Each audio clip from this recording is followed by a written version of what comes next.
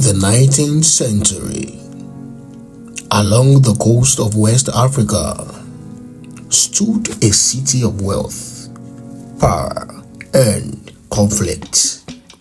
Lagos, a place where fortunes were made and lives were sold.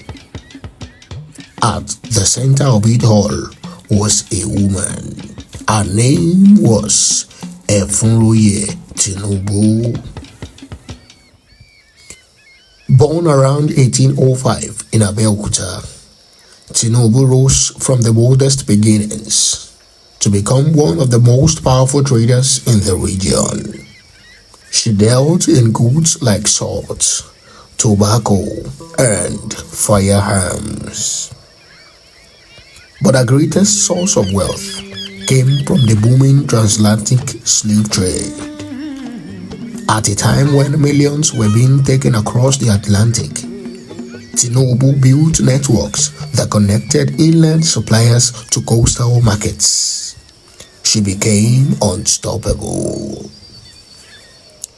Even as the British Empire began pushing to end the slave trade, Tinubu continued her operations. Her influence grew, not just in business, but in politics. In Lagos, power was controlled by kings, and Tinubu stood behind one of them, Oba Kosoko. Kosoko opposed British interference, and Tinubu supported him.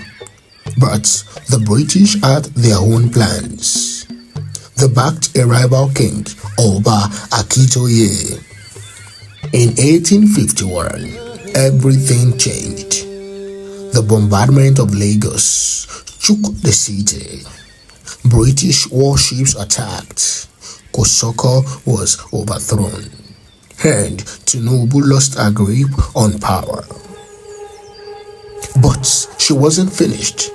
Tinubu returned, rebuilt her influence, and once again became a force in Lagos, until the British made a final move.